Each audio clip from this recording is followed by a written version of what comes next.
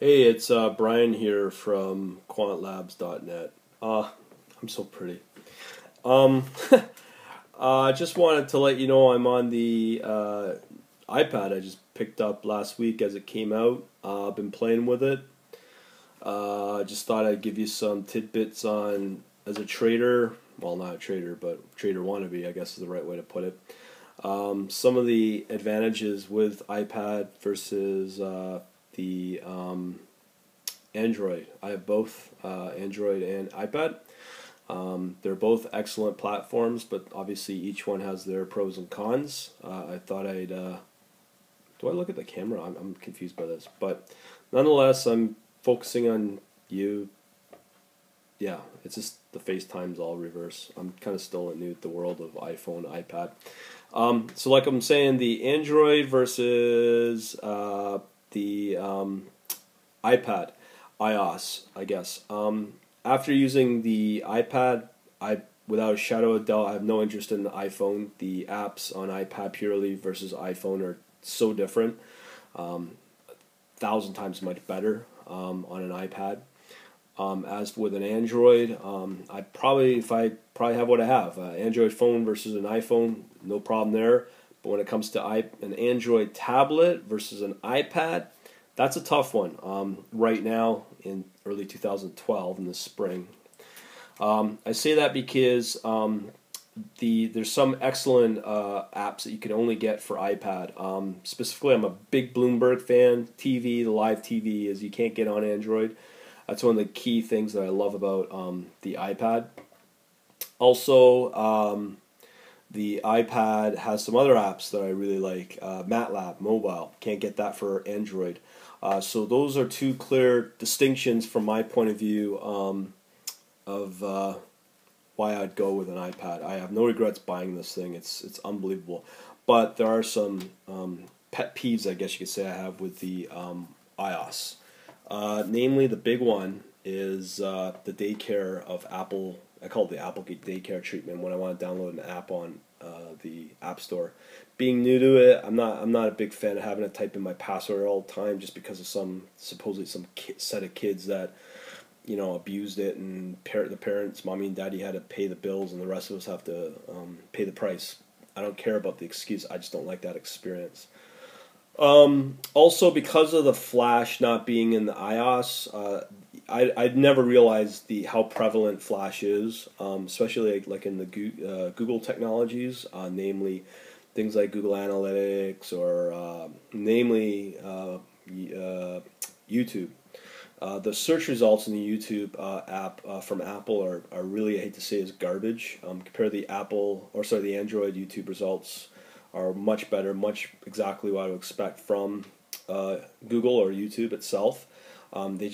They're not. It's almost useless. But I do like my Vivo for. I like to keep up with music, obviously. So thank God for apps like that.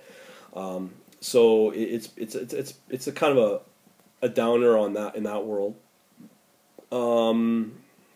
Everything else I love about iPad. I mean, the multitasking, the new one is awesome. The screen, it's unreal. I don't know where to go with it. But in terms of, I really think that Android's going to start at some point. Has got definitely Apple on the scare. That's why we have the new iPad so early. Trying to keep up with the market, but I've played with iPhones, and now I've got a Samsung Nexus S, and it's half the price. I'm telling you. The difference in quality of the Android experience versus an iPhone experience is huge, and it's half the price. And I've seen the newer Samsung phones, and they're just amazing. They're so slick, and with the new Android ice cream sandwich version 4, it seems almost light years ahead of what the iOS can deliver with all the multitasking and full-on control that you have with it.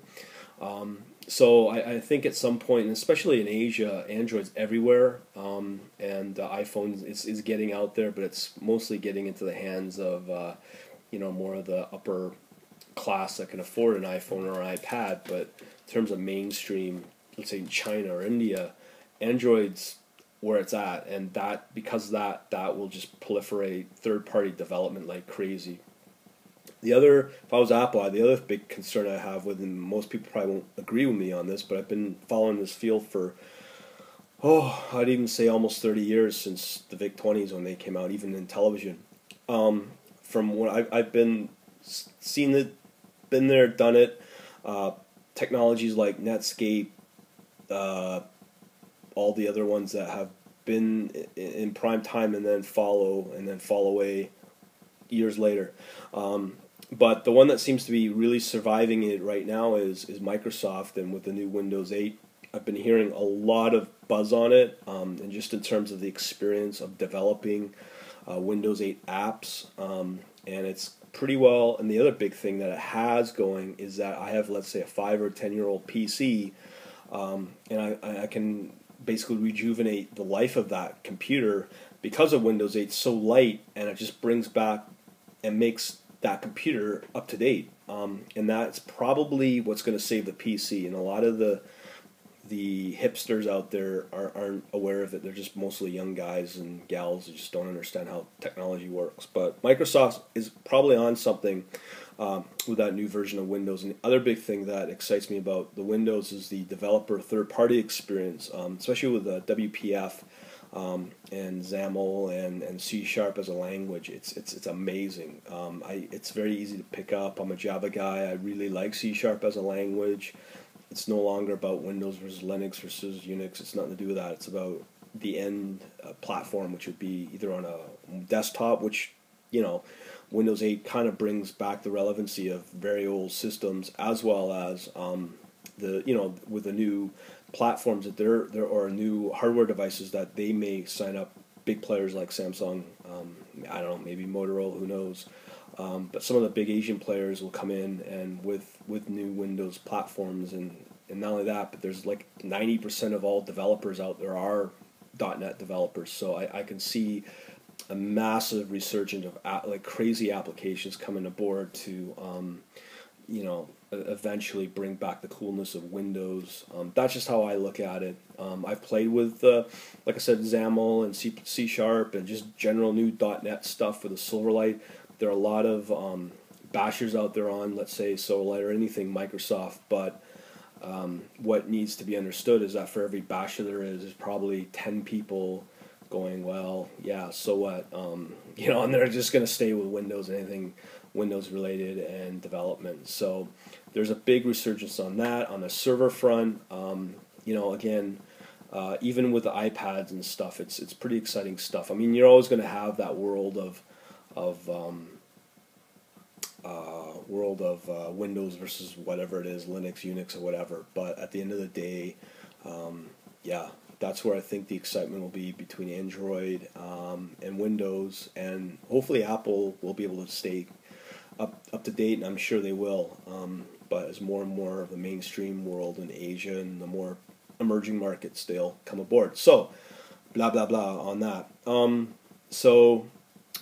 Back to the iPad itself. Currently, the third generation, it's amazing. I mean, I love it.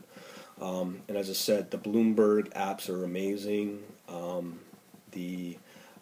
Anything Bloomberg is really high quality.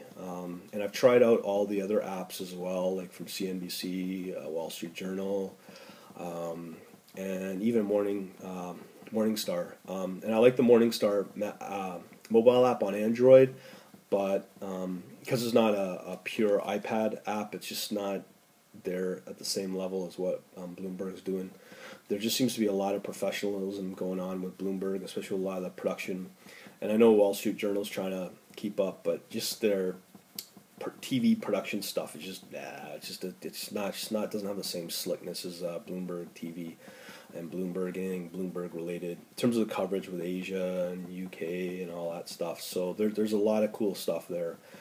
So those are the financial media apps that I like. It's just all the way right now Bloomberg. Major media, I don't know. I think BBC's got it down really good. CNN's got it good. And then again, I mentioned the MATLAB mobile. I'm totally enamored with what MATLab's brought to the iPad in terms of development, because that's where I see a lot of my modeling and strategy development will be done, obviously in MATLAB. I've mentioned that a billion times probably. And the other thing is the MATLAB, all the licensing, it can get expensive. But you know, if you're making real hardcore money at it, you know, there's no doubt that MATLAB, the pricing is minimal for what you potentially could have a return on. In terms of the world of R, I just purchased a 2-year warranty with the iPad, $100. And the funny thing is, I can't jailbreak it. In order for me to do R development with RStudio, from what I've researched, could be wrong, could be out of date, but you have to jailbreak the iPad to do that. And again, I'm not going to avoid no warranty, $600 device. I'm just going to stay above board with it all. So unfortunately, our development on the iPad is maybe there, but again, with the open source, it's like you got to hack, and with a MATLAB, MathWorks, just it seems to be a lot farther ahead, where the MATLAB, or compared to something like R, and all the other languages, you can't really develop them on these things anyways. You still need a real computer. That's about it. So the reasons, again, for buying my iPad: Bloomberg TV, rocks, and MATLAB Mobile. And I'm also discovering some really cool things like VMware apps are available on iPad. And a lot of the good apps are very slick and free. I don't see myself purchasing these apps, and these ad-supported models just annoys the hell out of me as well. So as a user, I'm not into that as well. But if you do are one of these third-party guys needing to make money through mobile, better build a big brand, a server-based service like a Twitter or Facebook, and then have these free apps if you're really going to make an opportunity and survive over the long run. Ad-driven is just not a way to do it, and the payment model on mobile, I'm just not one of them, and I know a lot of people are in the same boat. So there you go. iPads for financial people, I guess, or wannabes. But other than that, enjoy the wave ride, I guess. See ya.